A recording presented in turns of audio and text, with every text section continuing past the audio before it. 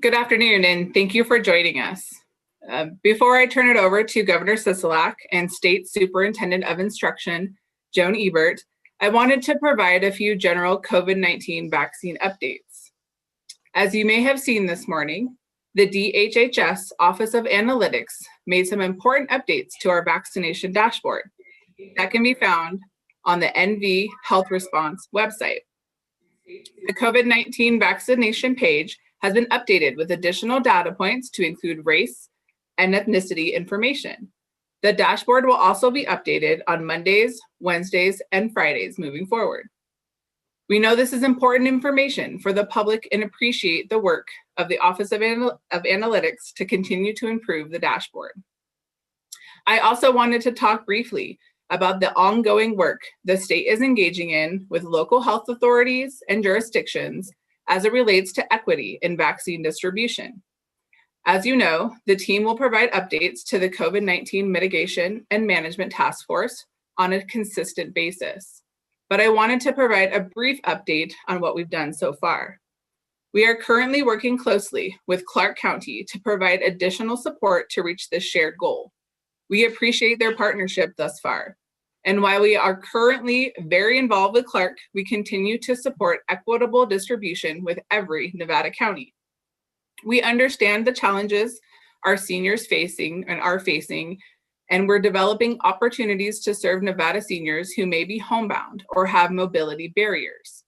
We have suggested mobile strike teams to meet these residents where they are, and we are able to gain additional guidance from the Centers for Disease Control and Prevention about transporting punctured vials in order to support this delivery mechanism. Also, the addition of the statewide call center has enabled those eligible for vaccination, but who may be experiencing a barrier for internet access to receive information and assistance over the telephone. The call center is able to utilize multiple languages, which supports equitable access to information. We are making gains every day, and I am really proud of the partnerships we have and the dedication of those in the field to make every effort to support an equitable distribution. We will continue to evaluate progress and use the Nevada Vaccine Equity Collaborative run by Immunize Nevada that will have its first meeting next week to help inform vaccinators on tailored messaging and outreach, as well as community-based support across the state by those who work within equity day to day. As race and ethnicity data is received and then published, we will support counties in providing context to the data while evaluating outreach efforts and any challenges experienced to address vaccine confidence or access issues. Earlier this week, we mentioned that some vaccine deliveries may be delayed in arriving this week due to severe storms across the country. Our team is continuing to monitor this closely, and we are working with health districts and pharmacies that may be affected. We ask Nevadans to continue to be patient at this time, as some events will need to be rescheduled.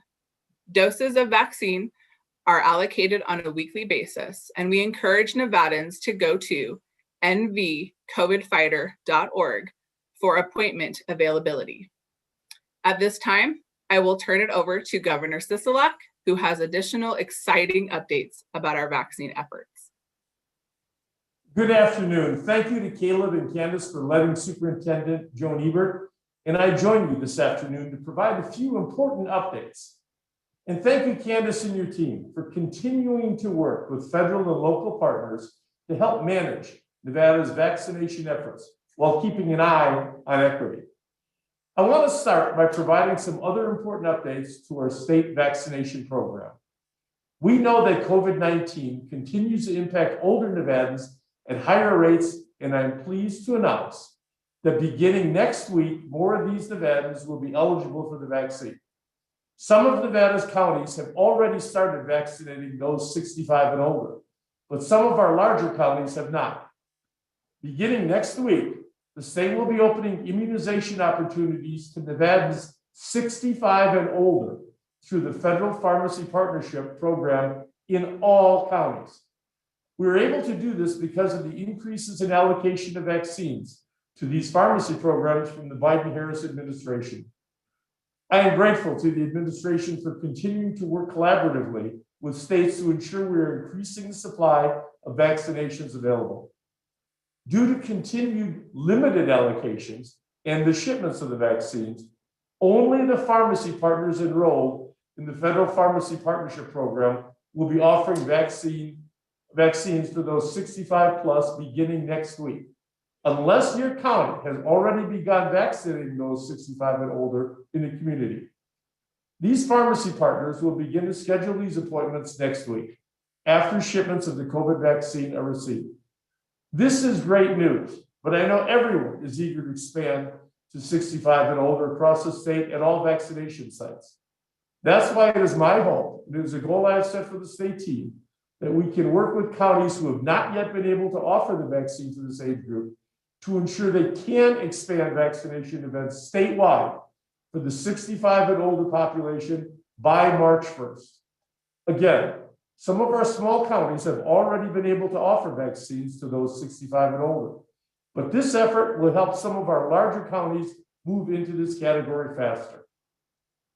While we welcome the news that federal pharmacy program has been allocated an increase in doses from the federal government compared to the first week of the program, we know it will not be enough to cover the range of Nevadans in this age group. We continue to ask Nevadans to be patient as we await increased allocations from the federal government. So again, if you are 65 and older or have a loved one who is 65 and older, opportunities will be available to schedule an appointment at one of Nevada's pharmacy partners beginning next week.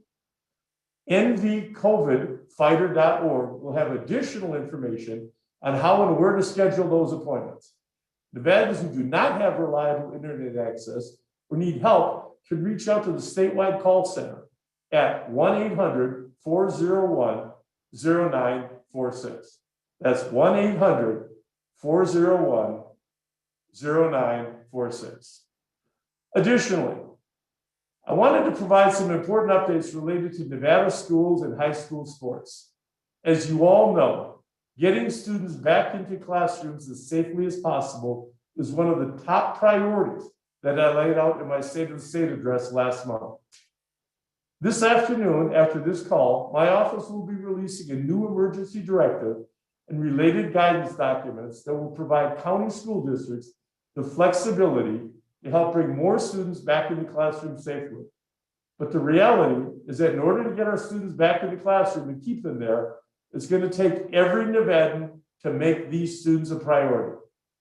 We know from the CDC that reopening schools can be done safely when communities implement and strictly adhere to proven mitigation measures. Our transmission rates are on the decline. In order to continue getting more children back to in-person learning, it's critical that all Nevadans do all they can to help keep the rates low. When you make the safe choices to practice social distancing and wear a mask and washing your hands, you're doing it for our kids, our educators, and our families. Before I turn it over to Superintendent Ebert, I have one more announcement that will impact Nevada students, and I know they've been waiting for this. As you all know, up until today, full contact sports have been prohibited. I know this has been difficult for many of our student athletes and their families across the state. We've been working hard to develop a plan for how we can allow these athletic activities while still keeping our students and adults as safe as possible. I'm excited to announce today that under this new emergency directive, full contact sports regulated and governed by the Nevada Interscholastic Activities Association, the NIAA, may resume practice and competitions if social distancing and all new requirements can be met. In order to allow NIAA-regulated full contact sports to take place, the NIAA must develop a mandatory COVID-19 testing and mitigation plan that then must be adopted and followed by each school district and school intending to allow full contact sports. A plan must require at a minimum weekly testing of coaches, staff, and athletes participating in these sports. Prior to the start of the full contact sport competitions between schools, the local school districts or county school superintendent must approve the commencement of the particular full contact sport. including agreement to implement the NIAA testing and mitigation plan. Spectators will be allowed to attend all NIAA sporting events subject to the applicable limitations set forth in the recent gathering directive. Host schools will be responsible for ensuring compliance with applicable gathering and event guidelines, capacity limitations, and protocols. The resumption of full contact sports only applies to those regulated and governed by the NIAA.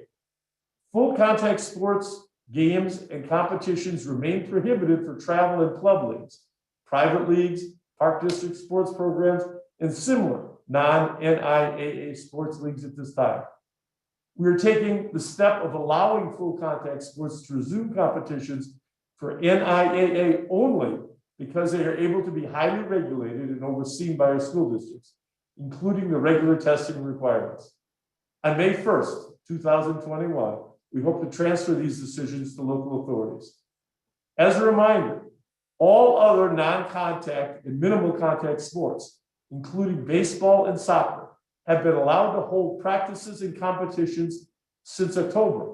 Last week, we allowed tournaments for all of these allowed sports beginning March 15th. There will be full guidance sent shortly after this press conference. I will now turn it over to Superintendent Joan Ebert to discuss the new education directive more in depth. Thank you. Good afternoon, everyone. Thank you, Governor Sisolak, for putting education and our children first. I'm really excited that the new directive will allow school districts who have already been offering in-person instruction to some or all of their students for at least 20 days. The new directive will allow them to increase the occupancy capacity to 75% or a maximum of 250 people in a contained space while maintaining other safety measures such as mandatory masks and social distancing. We will also be increasing the capacity limits on our school buses to 66%, again, with mask requirements and social distancing in place. This will make sure that the difference that we're doing and the many things that all of our school districts are participating in and transporting our children to in-person instruction is at the top of mind. I want to take a moment to recognize and thank our district superintendents, our school leaders, educators, professional staff, the students and your families for all of the amazing work and the perseverance through this challenging time. Thank you to our communities working together to prioritize health and safety. I especially want to note our partners in DHHS, the social emotional supports for our students and staff. We can continue this movement to get all of our children back into our classrooms, making sure they have equitable access to high quality learning opportunities each and every day. It's been an amazing ride as we've been through all of this. And I want to thank the community for bringing these numbers down so that our children can have in-person learning. We have our largest school district, 320,000 students on March 1st, who will be going back PK3, going back into in-person learning by choice. Parents are allowed to make those choices, whether it's in person or at a distance.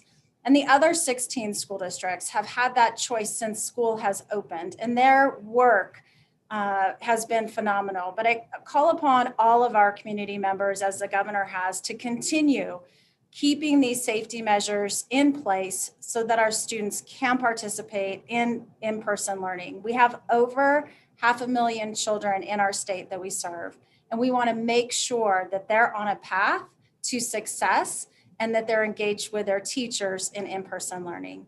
Thank you, Governor. I know we have some questions coming up and the staff will be managing those. Thank you, Superintendent Ebert. Sorry, Governor. Thank you, Superintendent Ebert, Governor Sisolak, and Candace for providing those updates. We will now move into a short Q&A today. I see lots of folks are already raising their hands, so I appreciate you all doing that. We'll start with Sam Metz from the AP. So Sam, if you'd like to unmute, and then you can ask your question. Hi, Governor. Thank you so much for doing this and taking my question. So Administration officials and federal agencies like the CDC have said that vaccines for teachers shouldn't be a prerequisite for reopening. To keep it as a simple yes, no, do you agree? And if we're letting conventions, malls, and restaurants accept hundreds more people in March, is it a problem if Clark County doesn't come up with a more concrete plan to return 4th grade and above to classrooms? Well, it's my hope, and I'll let Joan respond as well. It's my hope that we can get more kids in classrooms as quickly as possible. I feel it's extremely important. It's not just a yes or no answer. I know that they have allocated or given the states this responsibility. I think it's important that teachers have vaccines available to them. We have made it available to the teachers. I hope they take advantage of that. And I hope that we can get 4 through 12 into classrooms quickly. Joan, you want to add? Thank you, Governor. Yes, so 16 of the 17 school districts, as well as the state public charter school authority, have had our educators in classrooms since August. And so what's wonderful about this time is that we do have the vaccines. We continue to learn and move forward and get our children back into face-to-face learning. Thank you, Governor. I just want to add there, Sam, that Superintendent Ebert has done a remarkable job. And in 16 of the 17 counties, we're way ahead of the 17th county, which is Clark, which is the biggest one. And we're hoping that Clark can catch up quickly and we can get these kids all back in the classroom. Thank you, Governor. Thanks, Sam. Thank you, Superintendent Ebert. I had David from Channel 8 as the next hand that I saw. Thank you, and thank you, Governor, for taking our questions today. Today, Nevada ranks again near last on the distribution on the vaccine and the number of arms that this vaccine has gone into in terms of state population. I know this is something you've been talking about, been working on with the White House. And on top of that, we had news today from the Southern Nevada Health District that the weather has delayed shipment of the Moderna vaccine. So they're only offering second doses next week.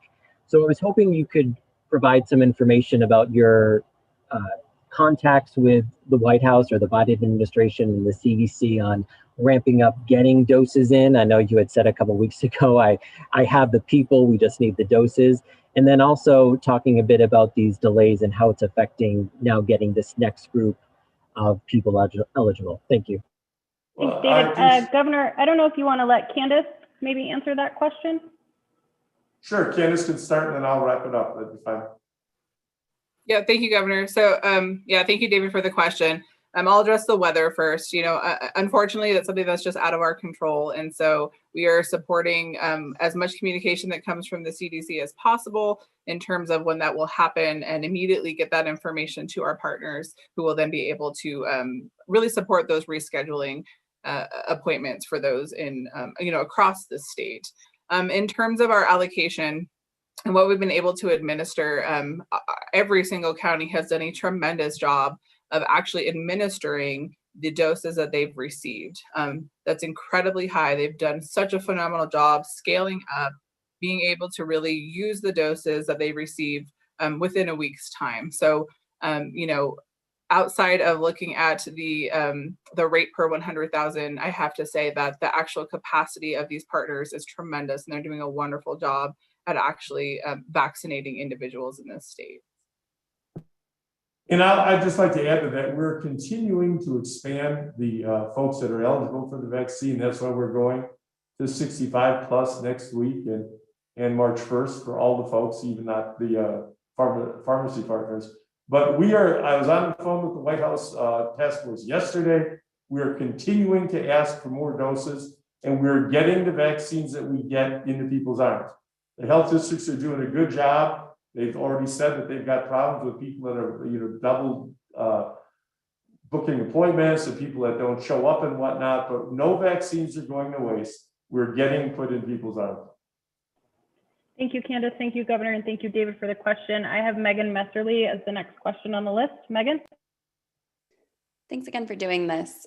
This is probably a question for Candace, But according to the CDC's website, Walmart is the only retail pharmacy chain that's participating in the Federal Retail Pharmacy Partnership Program in Nevada. One, is that correct? And two, if so, am I correct in understanding that means that those 65 and up will only be able to start receiving vaccines at a Walmart next week, unless, of course, their county's already begun to vaccinate that population?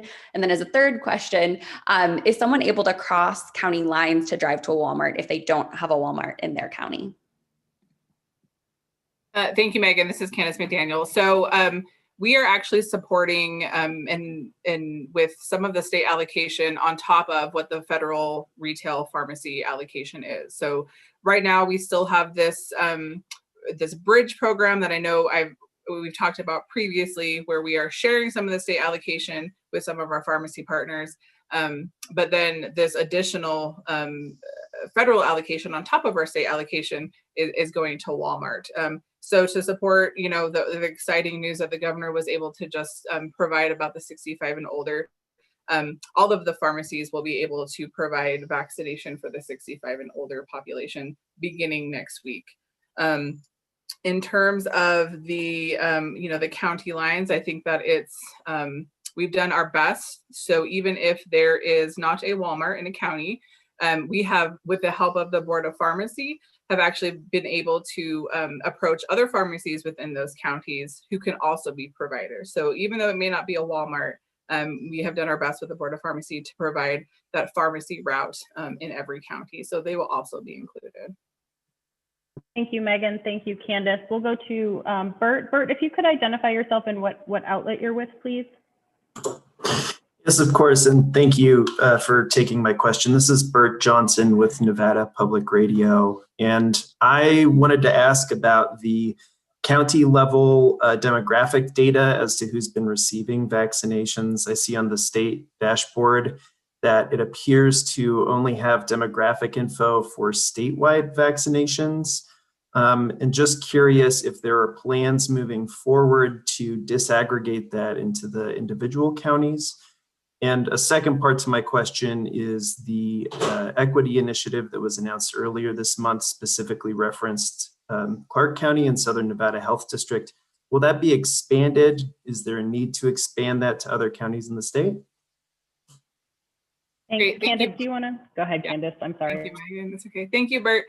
So the county level distribution, if you actually use the dashboard that's on the Nevada Health Response website, you're able to actually dive into some county. If you just click on those particular counties, and you'll be able to dive into some of the deeper data specific to that county.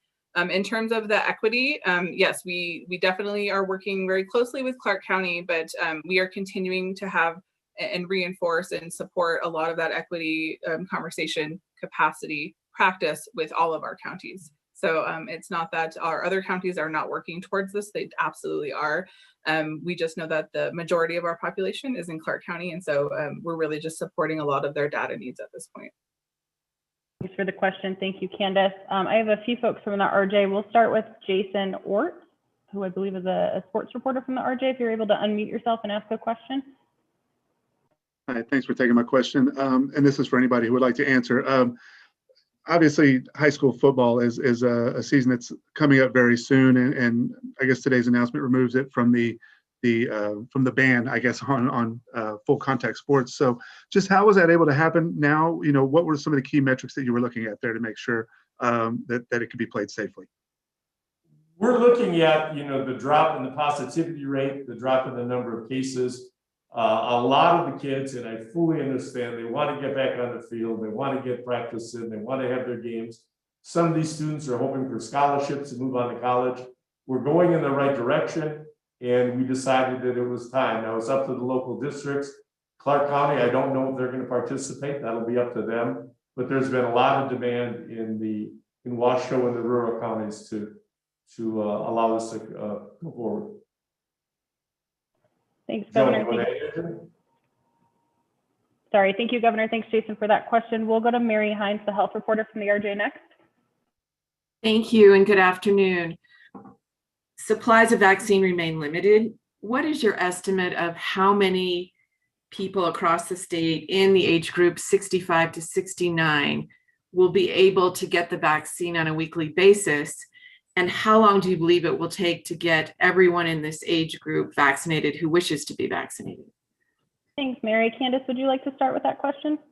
Absolutely. Thank you, Mary. I know that we've talked about, the difficulty in trying to project how quickly or the pace of which we are able to get through a particular population. It very much varies from county to county, what their throughput capacity is, et cetera. I think that it's also, as we've sort of seen over the last couple of weeks, we do really hope that, in the future, we are just only increasing that allocation that we're be able to get from the federal government. So if we continue to see an increased allocation, I think that we'll be able to provide these opportunities to that age group, as we move through. So, as we've mentioned before, it's really difficult to sort of put a timeline on that, but I think it's very encouraging to see that, the federal government and the Biden administration has really supported trying to increase the allocation for all states, but it's really important here in Nevada. It really helps us support just an increase in access. So unfortunately, it's really difficult to give you an exact timeline. We do have some good things on the horizon, Megan, if I could. The Johnson & Johnson vaccine hopefully will be coming forward in the near future. Moderna was approved to put 14 doses in their vials now, which should help the finish and fill aspect of that, get more doses shipped out to the various states. So there are good things on the horizon. And as Candace said, we'll just have to wait and see how quickly we can get our supply, our allocation increased. Thank you, Governor. Thanks, Candace. Thanks for the question. We'll do Orko and then Michael Scott, and then we'll probably pull to a close for today, and we can circle back with anyone we don't get to. Hi there, Governor. Thank you so much for taking our questions. First, I just wanted to ask, with the NIAA regulated sports, when it comes to that weekly testing and mitigation that you had talked about, how exactly is that going to be monitored, and I guess what kind of system is in place for that? So if I may, Governor, I know that NIAA will be promulgating some regulations and guidance around this. So Orko, you'll be able to find some more information once that happens. But Governor, if you have anything to add before we go to the next question on that one? No, yeah, it's my hope and our desire as a state to get these kids back on the fields, but in a safe manner. And our team came up with some protocols that I think are very reasonable, be helpful to everybody, the weekly testing and the social distancing, the mitigation protocols, and in conjunction with Joan and the NIAA and the parents and the kids, they want this to work too. I think everybody's on the same page. So I'm confident that we're going to come up with a plan that will be very beneficial for all. Thank you. And I'm sorry, Superintendent Ebert, were you trying to speak earlier and I cut you off? I apologize. No, I think so yes, I guess I will add to what the governor said. The NIAA regulations will come out, but it's important to note that the DHHS, the Department of Education, NIAA, everyone has come together to make sure that the proper testing is in place so that these students have access to athletics. And it's been a real team effort to get this launched, to make sure we can move in this positive direction. And so I'd look for that specific guidance in your question will be coming out shortly. Thank you, Superintendent Ebert. And we'll close with Michael Scott from the RJ, and we will loop back on any of the hands that are still raised after we're done here. So Scott, you can take the last bite at the apple. Thank you, and good afternoon, everyone. Candace, I believe this question would be best directed to you, but anyone is open to answer it or chime in if they'd like. So Nevada is currently working to roll out a statewide vaccine appointment system through Salesforce. And I just had three quick questions about that. First would be, is this going to be, this new statewide system, will it be mandatory for local governments to switch over to this system, since we've seen them using different municipalities using their own systems? Is it going to be mandatory for everyone to move into this unified system? Second, what does the state think the benefits of a unified system will hold versus the current multitude of systems we have in place currently? And then finally, I've heard some concerns from local government officials about that they haven't had a chance to see the Salesforce system yet, see how it operates, and the amount of training time that they'll have with it before being asked to implement it is not very long. And I just kind of wanted your thoughts on that. Is this a system that you believe that they'll be able to pick up extremely quickly and be able to hit the ground running with in a matter of days or just a week or so? There are a lot of questions in there. Candace, do you want to try to answer a little bit there before we end? Megan, this is Julia. I can take that too if you want. Yeah, please go ahead, Julie. Okay, so Julie Peak, also DHHS. It is a voluntary system. The state purchased it and can be used by anyone. Our initial rollout is going to be in Clark County. We're going to provide more details on that starting next week. The benefits to such a system, we're doing a lot of project management on our end to make sure that it is rolled out timely. It has a good deal of oversight. We can provide training opportunities and train the trainer opportunities. And so our team is doing a lot at DHHS for that. The benefits of the system as well is that our call center will be able to book and change and cancel appointments really easily. They're getting trained on that system and will be ready for go live in the coming weeks. As far as to see how it operates prior to using it, our team throughout the COVID response, I have to call out our IT specialists, have been moving at the speed of light. We wanted to get this tool up before March, and our team has done that. We'll certainly be making changes as we move along with the system, but there is, we also had feedback from the locals that they don't want to get trained on a system and implement a month later, because all of us have challenges remembering how to use the system after a month. So we are doing training opportunities a few days prior to the launch, and then again, we'll have training opportunities throughout implementation. Thanks, Megan. Thank you. Thanks, Julia. And thank you everyone for joining us today. I think there were a couple folks that maybe we didn't get questions in. So if you want to circle back with me, we'll try to help answer those. We'll also, as the governor said, have additional guidance coming forward. So thank you all for joining us today. Have a great rest of your afternoon, and we'll talk to you all soon.